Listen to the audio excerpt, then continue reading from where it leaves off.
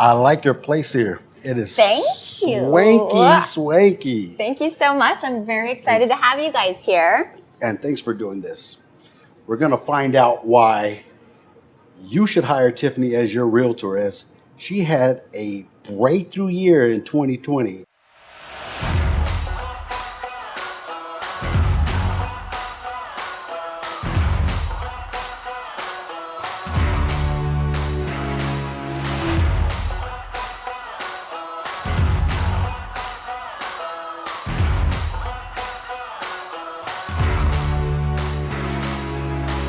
So tell me a little bit about yourself and where you're from. Okay. I was born and raised in California. I moved to a handful of different states, cities, and countries. Okay. San Diego has been my last stop, and Right. I plan to keep it as my home. Oh, nice. Mm-hmm. But year over year, you know that you've already surpassed year to date what you did last year? Did you know that? Kind of? Kind a little of. bit? If you didn't know, well, no, you have surpassed that already year to date. So you have to finish this fourth quarter strong. You have no choice. I have no choice. You have no choice. When did you get into real estate? And one, and then two, where did you start? Okay. I got into real estate in 2017. Mm-hmm. Where did I start? I started at Century 21 Award. Yeah, I like it. I had to do it. I had to bring you there. Yes. I remember you when you were in the Carlsbad office. And so do you get coached or mentored? I do not. You I do not get coached or mentored. Currently. But along the way, I'm sure you've had a lot of mentors that have helped you along the way. Yes. I would say less than a handful. That's a handful. Yeah. Okay, good. But good ones. Sure. You know, it's not quantity, it's quality. Right. So 2020 was a hard year for a lot of people, and we all know why. Yes. You found a way to flourish through it, and you did remarkably well in business. How did you maintain that? Very simply, you have to change with the times. You have to figure out what is the problem in my business and what is the solution. Okay. And during COVID of 2020, safety and health was the number one concern. Sure. So I created a COVID essential gift bag Nice. to help my clients feel safe. And what did that consist of, that gift bag? What was it? Are these the items that were? They are. Do you want me? Let the audience know. What Okay. is it that you have and why? Okay, got it. So we have 3 items here. Okay. One will be your mask, right? Okay. We had restrictions when you come into a home. You have to keep your mask on. Right. Correct. Okay. Okay. And then second, I have here is a hand sanitizer from Lavish Aromatherapy. Is that a local business? It is 1,000% Okay. a local business. So you teamed up with local businesses to help you with some products that you can give to your clients and supporting them during that time, and also marketing yourself. I think it's a brilliant idea. That's great. Thank you. That's great. Thank you. The last one is was that candle? Yes. The last one I have Why here. Candle? Why candle? That's a funny question, right? Well, number one, it's because it smells amazing. Right. It's locally made. Okay. Okay. And lastly, this is going to be funny, is we always knew that they said if you lose your sense of smell, Oh no. you may have. Oh no. You might have the vid. You might have the vid. That's actually, it's not funny, right? Because there's a No. lot of people. However, it's very true. So Tiffany, let me ask you, was there something that you changed or something that you implemented in your business to help you thrive through 2020? Yes. There are multiple things. Number one is my marketing. Number two is staying on top of my relationships, making sure that they're okay, and offering, any help that I can, or if I know anybody else can do for them.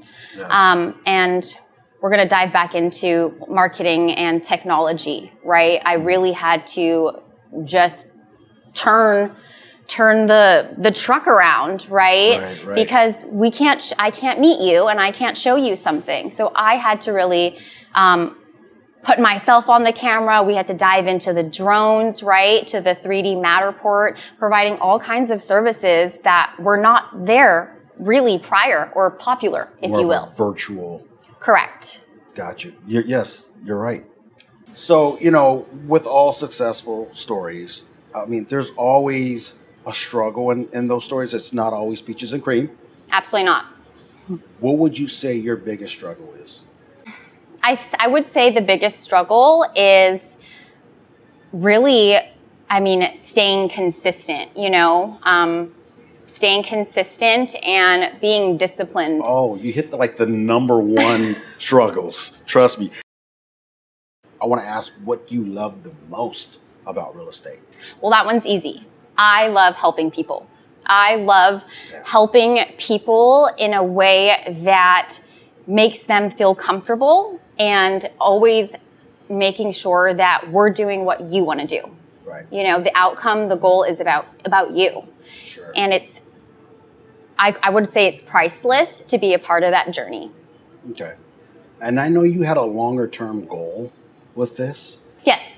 And do you want to share a little bit about that? Why you kind of added real estate to the puzzle, to the equation? Yeah. Okay. So my long-term goal, let's just give a little background, if Okay. you will, a little bit. Okay. So my background is in dentistry, in implant specialist. Okay. And what I've always had a passion for is teeth. I love teeth, and I love homes. I feel like I've found a way to keep both of my passions burning by being able to eventually buy, sell, and evaluate dental practices. Oh, okay. There it goes. There's the correlation. I like it. Yes, I like yes. it. I like it. Okay. What would the young new agent Tiffany say to the now experienced Tiffany? Would this new agent be proud of what Tiffany's doing so far? I would say so. I would hope so. It took a lot of change, a lot of experiences, a lot of failure, if you will, right, to, I feel like, be where I am today. Let's flip it around and then let's talk about the seasoned agent, experienced agent. What would you say to the young agent? I would say this is not a game. And if you feel like you want to be a producer, there's a lot of work that goes behind it. And it's not always what you see on social media, to be quite frank with you. I would say, that, that you would have to work really hard in a sense where this is beyond about making money. This is about helping people in their lives. Luckily for me, when I decided I wanted to start real estate, I was in New York City at the time with a very dear friend, with two friends. And we were talking about preparing me to move to San Diego. What am I going to do? How am I going to do it? What my strengths are, what my weaknesses are. I would tell the new agent, what we're doing here, it's priceless. It's. I'm glad you said that. I love that answer. I really do. It's an honest answer. I got goosebumps. So can you recall an amazing feeling or a successful event in your real estate career that had to do with real estate? Of course? Yes. I have a very specific story to share. It is a family that I represented. They were pre-approved at San Diego's median sales price. Okay. And they currently lived in South Park in a 300 square feet cottage with their 3-year-old toddler. Oh, wow. Okay. That's tight. That's very tight. Yes. And their personal health conditions, and when their health was on the line and they were having trouble having children, etc. Okay. And then that finally happened, and they had all their savings and they were all ready to go, right? Right. And they were stuck, And what I had to do was get really personal with them and ask them to write that buyer's love letter and to share their story authentically, on why you need this house and why we're going to get this house for you. And did you guys get the house? Absolutely. Nice. High five. Nice. Completely renovated, turnkey, huge backyard for the little girl. I have goosebumps. I could see the passion, but that's the beauty of real estate, because that's the impact you have on helping families. So we'll switch gears a little bit because, you almost made me cry. I got a little misty. No. So what's it like being involved in the community, not only as a realtor, but like as a resident here in San Diego? What is it like? Yes. It is absolutely amazing. What about it makes it so amazing? The people, I think, is really what makes it amazing. I know that I mentioned earlier that I've lived in a handful of different places, whether it be cities, states, and countries. It's always been important to me to find a place that feels like home, okay? Yes. And with my life decisions moving here to San Diego, it speaks for itself. I don't plan on going anywhere because I truly feel like I've found a home in the people that I've met here. They have been key. I know you said outside of real estate, but they've been key in my career and in my personal life. I've met so many people that do business, if you will. They have small businesses, but their personalities are so capturing. And what I've really built here is not only relationships in the community, but also ways to support them and each other the best way we can. What do you love about San Diego? I love the outdoors about San Diego. I love the convenience, how convenient it is to get to the beach, to do activities with your family outside without having to prepare a whole, road trip, day trip around it. So, Tiffany, let me ask you, what's the culture like at Century 21 Ward 1, and is that important to you? The culture, I would say, is diverse. Everybody's really different from each other. I feel safe with them, and I think that it's important to feel that you are valued in a way and cared for mutually. Sure. I agree. I know that you left at one point, Tiffany. You left with a team, and I was a little hurt. No, joking. But you found your way back, and what was it for you? Well, for me, yes, I left, right? At that time, I made a decision that I felt was best for my team that I'm a part of.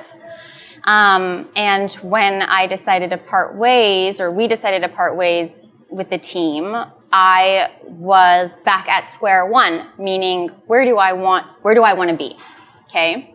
And when you think about that, or you think of other real estate companies, Compass, Pacific Sotheby's, whatever, the list goes on, is global presence. I'm bicultural, and having a brokerage like Century 21 Ward who is globally present is a big deal for me, because I think that when it comes to buying property or buying your home, it's beyond that. It could be for investment, whatever you see fit. And I believe it's important to be able to guide the people, right, that I work with wherever it is in the world. Correct. You know, as we get into the slower months, though, how do you find it, or not how do you find it, but what is your plan to thrive? Because it is a little slower during this time. But it's what sets up your first quarter. What are you doing to thrive? I'm doing everything that I was doing before it was slow, if you will. So I think that having your goals set in place, you have to continue to do them. So whatever that may be, whether it's holding 4 open houses a month, however you get your contacts, you have to continue to do them, whether it's slow or not slow. Do you feel like you double up on some of those efforts? I feel like I'm always doubling up. I'm, I feel like that's how I always feel. Me. I feel like that, I think that if you go hard and when things thin off, you're not going to feel that way. That's what they call leveling up. Is that what they call it? Yeah, you're leveling up. Leveling up. Okay, very good. I like it. Okay, so you're in an elevator. Somebody gets in. They see that you're a realtor because you have your badge on, and they want to sell their $3 million penthouse at the gates. Okay. And they ask you, why would I hire you? Why wouldn't you hire me? Oh. Why hire Tiffany? Well, there's multiple reasons. One is that when I'm a huge critical thinker and a problem solver. And when I am doing these things, they are always around the people that I'm working for. Okay. Yes. You are my priority. Putting them first. Putting them first. Okay. I believe life is boring without challenges. And so when I work with somebody, I'm eager to learn what your challenges are, what you desire, and how I can make that happen. I love that. That was awesome, Tiff. Thank you so much for having us over to your spot, your lavish spot that I love so much. You're always welcome, right? Thank you so much. Yeah. Thank you. Congratulations again. Thanks. And keep up the good work.